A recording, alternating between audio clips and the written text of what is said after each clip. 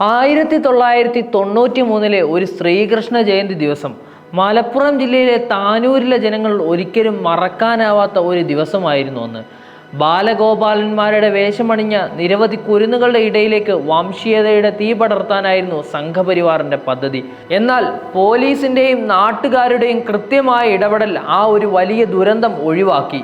അന്നത്തെ മലപ്പുറം ജില്ലാ പോലീസ് മേധാവിയായിരുന്ന ഉമ്മൻകോശി പറഞ്ഞതുപോലെ മലപ്പുറം ജില്ലയെ ദൈവം തന്നെയാണ് കാത്തത്. വർഷങ്ങൾ കഴിഞ്ഞിട്ടും ആ സംഭവത്തിന്റെ ഓർമ്മകൾ ഇന്നും സമൂഹത്തിന്റെ മനസ്സിൽ പടർന്നു കിടക്കുമ്പോൾ വീണ്ടും സമാനമായ ആശങ്കകൾ ഉയർന്നു വരികയാണ്. പാലക്കാട് ജില്ലയിലെ വിദ്യാനികേതൻ സ്കൂളിൽ കണ്ടെത്തിയ ബോംബ് അന്ന് നടന്ന സംഭവങ്ങളെ ഓർമ്മപ്പെടുത്തുന്ന തരത്തിലുള്ളതാണ്.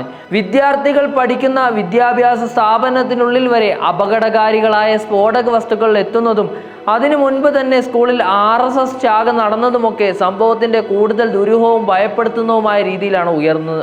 BJPയിലെ മുൻ നേതാവും ഇപ്പോഴത്തെ കോൺഗ്രസ് വക്താവുമായ സന്ദീപ് വാര്യർ ഇന്നലെ നടത്തിയ പ്രസ്താവന ഇതിന് ശക്തമായ പശ്ചാത്തലമാണ് നൽകുന്നത്.